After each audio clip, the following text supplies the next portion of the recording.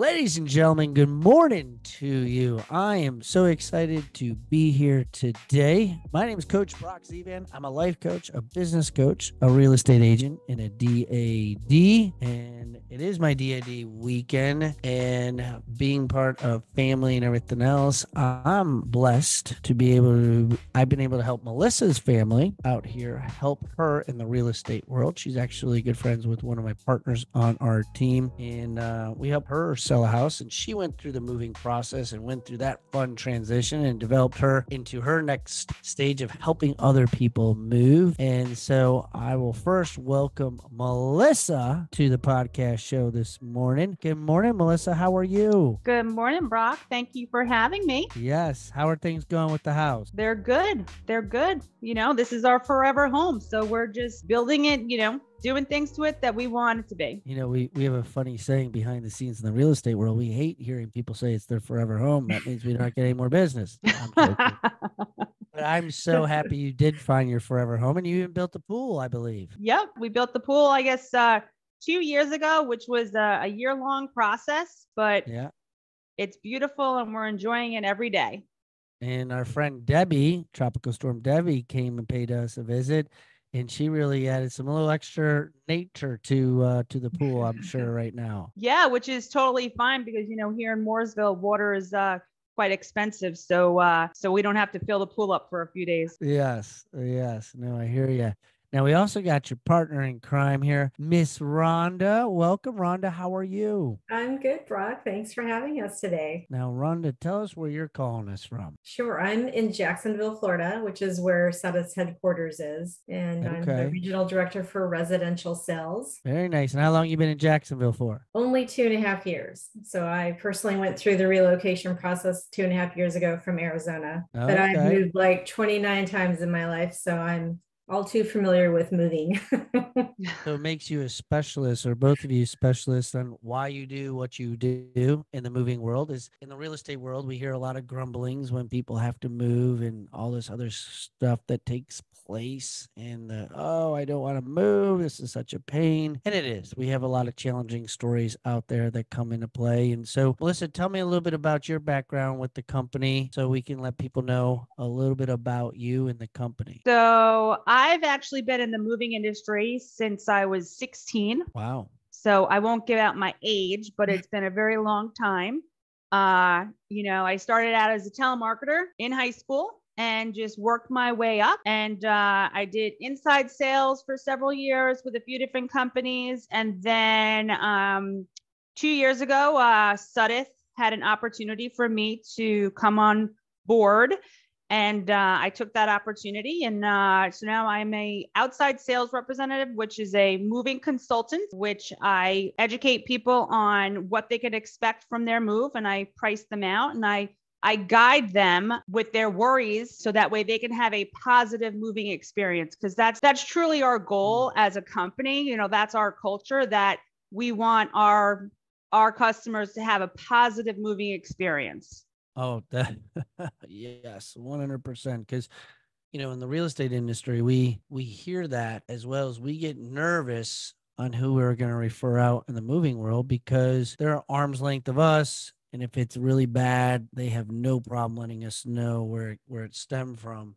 So I love hearing that. Now, Rhonda, what about you? Tell us a little bit about your background with the company and your moving experience. Yeah, well, I started with Sudeth about 12 years ago and did corporate sales for a long time. When a part of our company does just corporate relocations. And then I moved over to residential sales. So we're dealing with Mr. and Mrs. Jones down the street, and it's much more personal. I love it because, like Melissa, we take a vested interest in making sure that it's a good experience for people. So we really care about their unique, specific requirements. Every move is different. But no, I love it. I have a great team and we love what we do. Yeah. Well, as the saying is, you never work a day in your life if you enjoy your job and you work it. And I'm blessed and fortunate between either speaking and coaching or in the real estate world, helping people. So you guys operate all across the country. Is that fair to say? Yes, we're even internationally as well. Awesome. I love it. So what I did here, came up with some questions, some things that as real estate agents, we get these questions and want to be able to have you all share with us your responses with your company so that way we can match you up with some amazing people to help them move and to have the experience that we all want them to have. So I'll kind of throw this out there to you both, and you guys can both add this because I think this is a big question a lot of people have. Okay, we get the house under contract, everybody's excited, we're yippee skippy, high fiving, and then it's, I gotta move. Right. Do you have a company? Like, how do we pick a company? There's so many companies out there. Like, what would you recommend, ladies, is the best way? And I'll throw it to you first, Melissa, just so that way you know exactly who I'm targeting. What's the best way for me to answer that question? Like, how should people start this moving process? So, number one is, ask friends and family members if they can recommend somebody, because, someone that has already moved and has a positive experience with a company is going to be your best referral. And then after that, you take that contact information, you contact the moving company, you do your due diligence, get their Better Business Bureau ratings, make sure that they're have a DOT number, that they're a licensed mover, that they're fully insured, and look at their reviews online. And then you contact them. They should ask you to do a virtual or in-home survey so that way they could see what you are moving.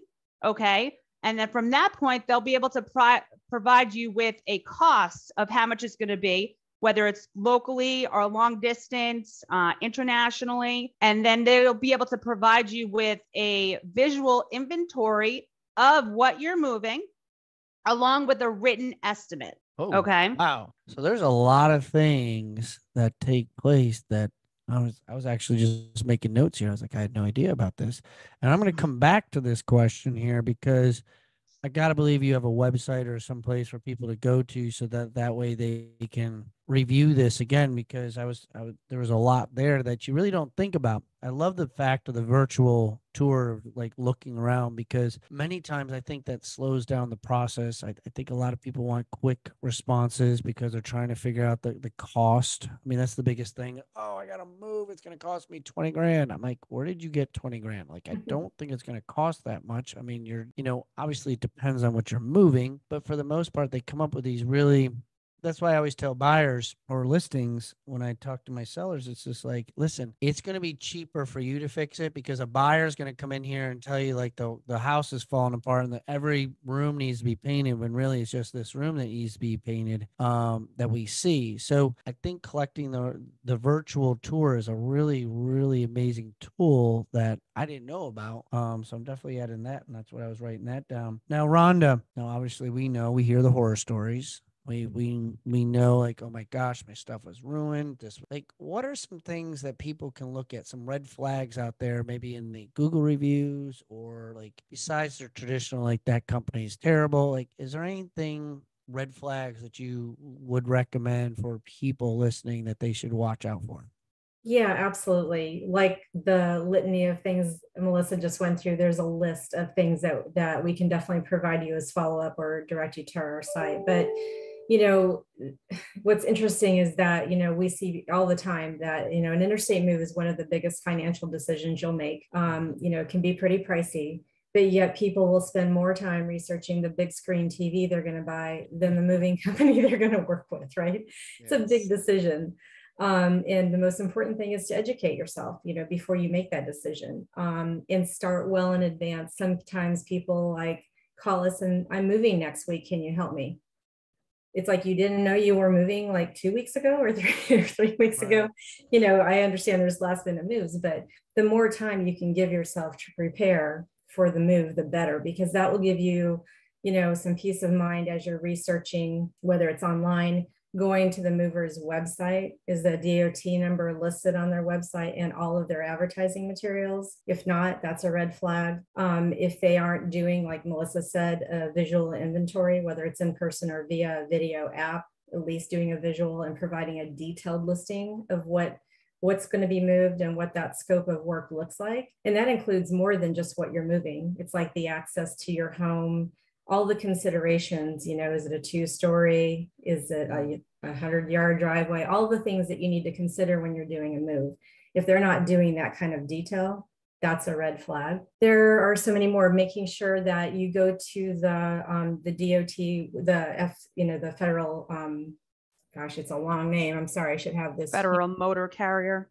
Yeah, the administration. It's part of the U.S. Department of Transportation. You go there, you make sure that the company is actually registered, that they're a viable moving company and not just a broker. It's easy to hang a sign on your door and say we do moves, but do you own the assets? Do you own the trucks, train the crews, contract exclusively with the drivers? Those are things you want to look for. Funny you bring that up because, many times I see, and Melissa, I'll direct this to you just because we're both in the same hometown. You see moving companies with a U-Haul truck and they say, we got to go pick up our truck. And they pick up the truck and I'm like, well, that's the same truck I could pick up. And not to say any trucks are different. Okay. But we got to believe that sometimes people are trying to cut costs and everything else. And so between like local mom and pop shops, like the small type of shows that are out there, I've seen some. I was a school teacher, so like some of my students are like, I got a moving company. I said, oh, okay, great. And they're like, Coach Z, could you use us to move? And I was like, yeah, sure. Let me look up your stuff. And, they don't have nearly anything that you just said right there. Cause I was just like, oh my goodness, I had no idea. And so we only see visually. So visually I see a U-Haul truck and they come on out and, I'm sure it's cost savings, but at the same token, I got to believe on the back end, there could be some challenges that take place. So talk to me about the local mom and pop versus a larger, corporate company like yourselves of like, what are some of the big differences, Melissa, that we should really focus in on? So, the mom and pop shops, they're not all bad. We all started somewhere. We all have to start from the ground up. But when you're making a move, you want to choose a mover that has experience, that they have put in the time and the effort to train their crews on the methods of packing and loading and unloading, because it's an art. You can't, you and I can move our sofa, but it's like that Friends episode, pivot, right, right. Yes. We're not going to do it. Pivot. We're not going to do it the same way a professional movers would. So with the mom and pop shops, they don't have the funds to allocate to training and specializing with these crews that you're hiring to move your precious belongings. And you have to think about that. When you're moving, whether it's local or long distance, you're putting your whole entire life into that truck, and that truck is driving out of your driveway. So you want to make sure that, yes, it might cost a little bit more to go with a major van line, that has a good reputation, but like with everything in life, you get what you pay for. So, you have to weigh those options. And like I said, there are a ton of smaller moving companies in our town. And, I recommend some of them, because sometimes my price is out of their budget and that's fine. But, again, just do your research, make sure that mom and pop shop is, a well-known company and that they value their customers, but again, you get what you pay for. So one of the things I I say many times, because in the real estate world, people are trying to cut commissions and everything else like that. And it's just like, you go ahead, you can go and do that, but you are going to get what you pay for. When your days on the market are longer, you're still paying your taxes, your insurance. Maybe you got yourself out of the season now, because now instead of springtime, we're in the midsummer. In July, actually, we start to see a decline in our real estate market because people are vacationing, school starts. Next thing you know, it's, September. And so you really sometimes get yourself out of it because you're trying to save a couple bucks and it ends up costing you more. And so when I hear this, and Rhonda, I wanted to, one of the things I hear often, Brock, I got this quote, 12 grand, got it, we're ready to go with it. I'm like, oh, it sounds great, wonderful, blah, blah, blah, blah. And then next thing you know, it is literally this just happened to one of my clients. And I did refer them out to you, Melissa. I just want to let you know I did refer them out to you. And they did their own thing. And then they want to BITCH back to me. Brock, you won't believe what happened. They said that they were going to have 5 guys. They ended up having 3 guys. And then when they had 3 guys, then they told me it's going to take longer. So then they charged me more money and I had to pay an extra $750. Like, I don't think that's fair. And I'm like, I don't know what you want me to do. I told you one person, you go do another person. But like, how important is it with the written estimates and being able to do that? And when they have the estimate, are there some strategies that be like, no, this is what you told me. Now you're, because I mean, contractors, everybody else, it's like, why are you coming back to me? This is not my fault. Like, talk to me a little bit about that contract run and how we can help some people that might be in those type of positions, that why choosing a larger company, when we stick to our numbers, this is our numbers, and walk me through that a little bit. Yeah, that's a great question. And there's a lot of ways to approach that, but the written estimate is absolutely key. And sometimes they'll do, almost always, a low ball bid, right? They won't include valuation, which is coverage of, to pack and protect and make sure everything's covered during the transport.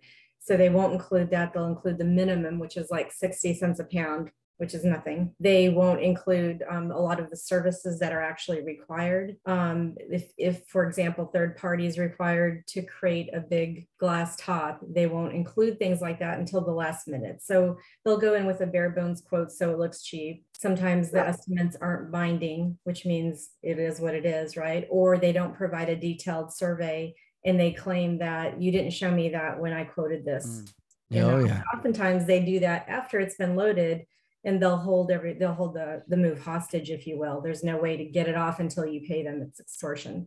And that happens a lot. I mean, there's thousands of reports every year about things like that happening. So it's really important to make sure that first of all, that the detailed survey is done in advance, that the estimate includes all the services and scope of work that's required. Ensure that the mover understands, like you don't want them to come in at the last minute and go, oh, well, we don't do stairs, or we don't do this, or we don't do Right. packing, or, make sure the valuation is included so you're covered.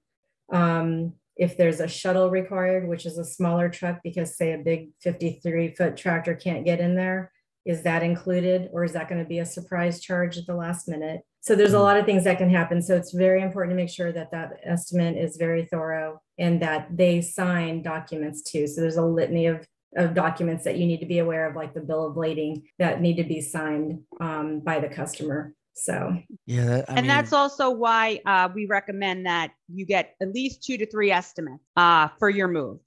I don't care who you get them from. I would like you to get them from, van lines, reputable van lines. But you want to get those 2 to 3 estimates so that way you're comparing them. Like, why is this guy, $10,000 and the other person $7,000? What am I missing here? All of those services probably aren't on that $7,000 one, as well as the weight could be different, or the amount of hours could be different. So no, I hear that a lot. And I like the word you said, because I always say compare apples to apples. Brock, I think my house should be 1.2 million. Okay. And why is that? Because across the street, they have that. I said, no, I completely understand. But do you see that large body of water, Lake Norman, that they're on?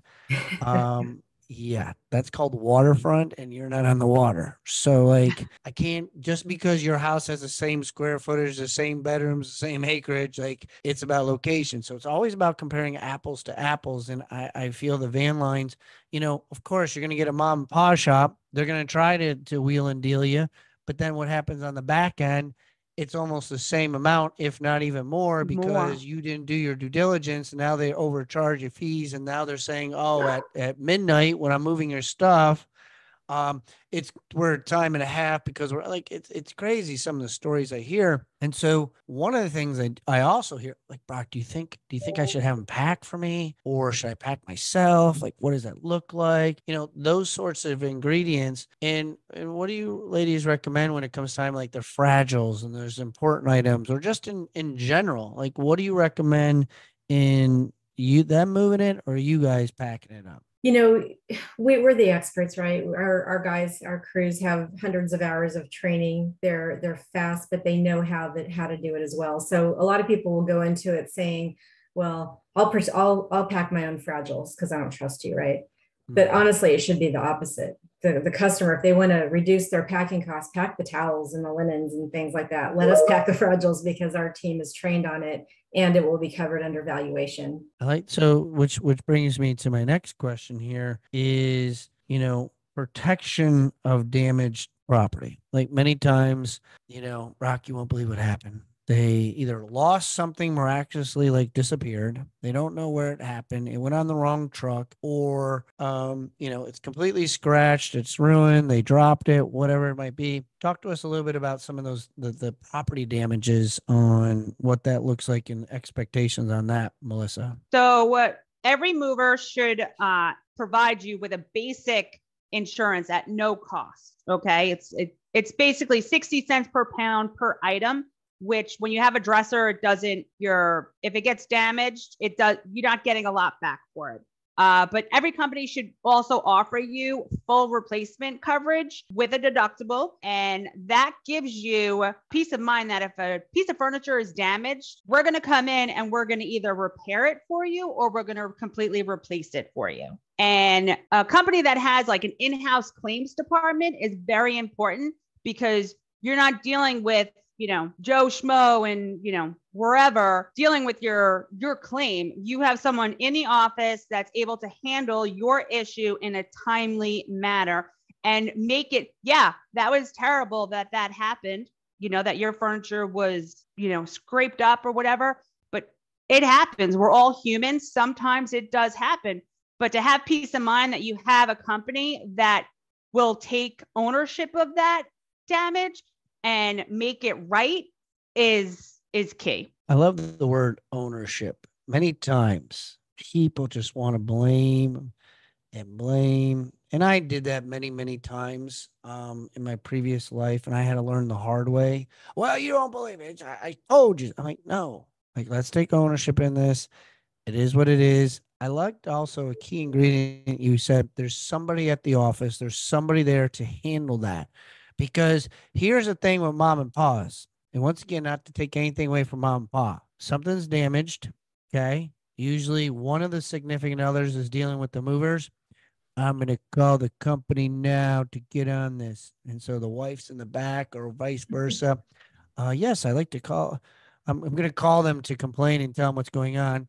And next thing you know, as you're calling them, the mover that's standing next to you, his cell phone's ringing because not only is he the mover, but he's also the in-house. He's the secretary. He's liability. He's handling them. Sir, your phone's ringing and I'm calling you. Why? Well, yeah, I have to help you move. So which one do you want me to do? Right? Because we handle everything. We wear so many hats when you're running your own show because you can't have the affordability to be able to handle it. How great would it be is you're calling a company, there's somebody in house and like, yep, absolutely. We're so sorry on this. We're going to start to work on this right now. It gives a little bit of comfort and you guys are laughing because you're like, yes, this is exactly what happens. Mm-hmm. And these type of things take place because we see it on the back end. I ran my own show for a long period of time and blessed and fortunate now to have people that work with us to be able to handle these type of things. And so I loved your response because a lot of times people forget about that. Like they forget that they're just like when you lose your luggage, like how great would be like, I got to wait for the pilot to come out to let them know about my luggage. Right. They'd be like, you're never going to see the pilot. And that means you're never going to see your stuff. Like, so there's already somebody to help you, which is a whole nother issue with the airports. But so let me ask you, I think I got two more questions here. And Ron, I'm going to ask you this one because this one's a good one. I didn't even think about this. Do vehicles and boats and like that sort of stuff, like talk to me a little bit about that. Do you guys handle that or is that like, what does that look like? Yeah, no, great question. We do handle that. We try to be, a one-stop service for our customers. We move just about anything. So we have really tight partnerships with three auto carriers who they have the trucks that are designed to carry the cars. And it's much like the household goods. Like you want to make sure you're working with a vetted partner and there's thousands of auto carriers out there. and some of them are really darn cheap, but you have to know what you're getting. Again, what Melissa said, you get what you pay for, is true in the auto carrier world as well. So we have these vetted partners and we tie it in with our company, so we can definitely do that. Sounds like you guys are one-stop shop with everything that you need to be able to do things. And I always tell people, and let's just be honest, like, am I the cheapest? No. Am I the most expensive? No. But I'm going to take care of you. I'm going to make sure you have everything you need. And I think I'm going to go back to you, Melissa, of the whole, compare apples to apples. Compare somebody with experience. Compare to somebody who's been that understands exactly what you're doing and gives you the quality that you want. So in conclusion, Melissa, tell me a little bit about how they can reach out to you. What is your final words for us today? So I can link my my business card in this YouTube chat, and reach out to me for all of your local long distance storage needs. I'm happy to help you. I'll educate you on your move, because an educated customer is the best type. And Rhonda, what about you? What do you want to leave us with today, Rhonda?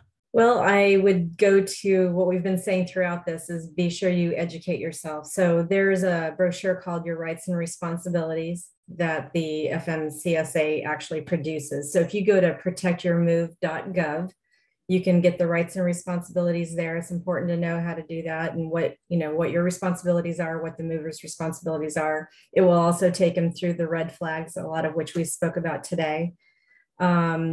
Ask trusted references, like Melissa said, and be sure you're getting the detailed information you need from each quote, that you trust your instincts, and go with Melissa. She's the best. I love it. Guys, for those of you that are watching, those that listen in, we will have all these websites, all these links attached into the show. We'll have it also in our YouTube. We'll have it in different platforms, whatever the team edits this and puts this out to. We'll make sure that you guys get all this information, because I think knowledge is power, as I say many times. You got to educate yourself to make the appropriate decision for whatever that might look like for you and your family. So guys, I can't recommend this company and Melissa and Rhonda for you guys. We're going to have their company inside the links here, so you can reach out to them. A international company, and they can take care of your boats and your cars as well. Pack you up. Guys, I appreciate you being on here today. Thank you so much, both of you, for being here. Thanks, Brock, for having us. All right, all. Have a great day. For those of you, as always, come back. We appreciate you guys being on here, watching the show. You guys have a great day, and we'll talk to everybody soon. Bye, all.